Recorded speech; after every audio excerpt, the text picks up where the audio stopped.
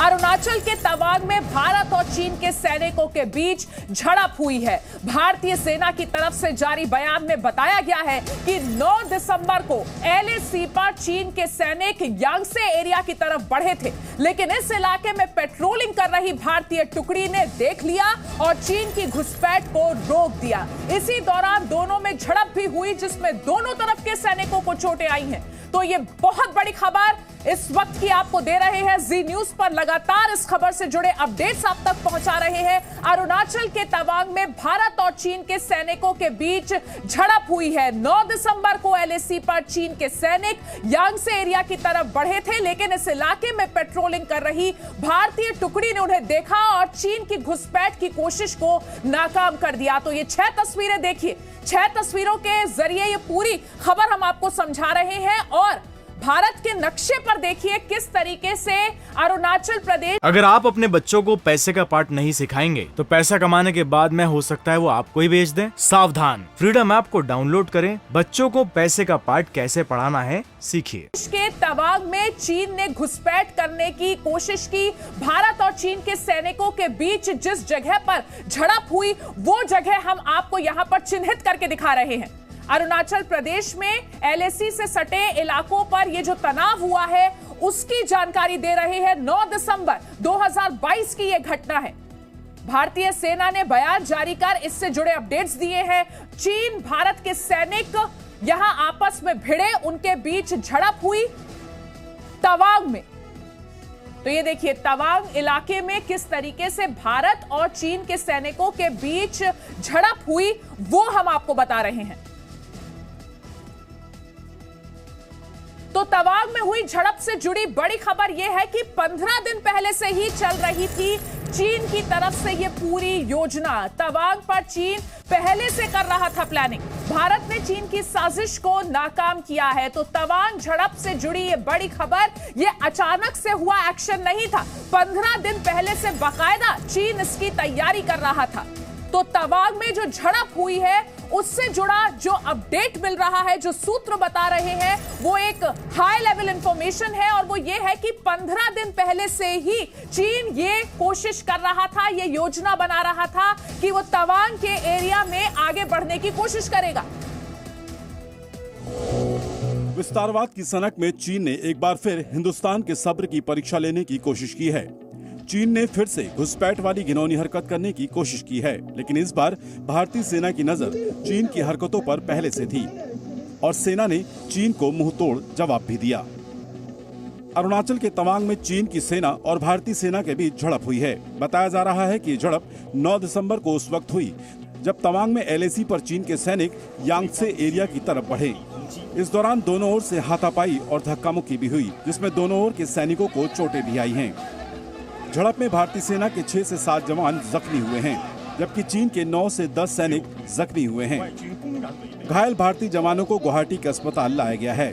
सेना के मुताबिक झड़प के बाद दोनों देशों के बीच फ्लैग मीटिंग भी हुई है। सूत्रों के मुताबिक चीन की तरफ से 300 से ज्यादा सैनिक भारतीय सीमा में तवांग की तरफ बढ़े थे, लेकिन चीन के सैनिकों को भारत की ताकत का अंदाजा नहीं था।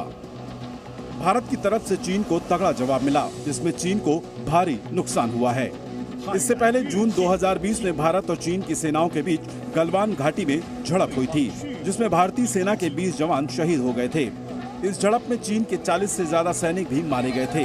हालांकि उस झड़प के बाद से ही दोनों ओर से बड़े स्तर पर वार्ता होती रही है और अब तक दोनों ओर से मामला शांत ही रहा था। कृष्ण मोहन मिश्रा के साथ ब्यूरो रिपोर्ट, जी मीडिया। और जी मीडिया संवाददाता कृष्ण मोहन तमाम जानकारी के साथ हमारे साथ जुड़ गए हैं। कृष्ण मोहन, जो आपके जरिए जानकारी अभी मिल रही है वो ये है कि तवांग में जो ये झड़प हुई है 9 दिसंबर को, दरअसल इसकी पूरी पटकथा चीन की तरफ से 15 दिन पहले से लिखी जा रही थी।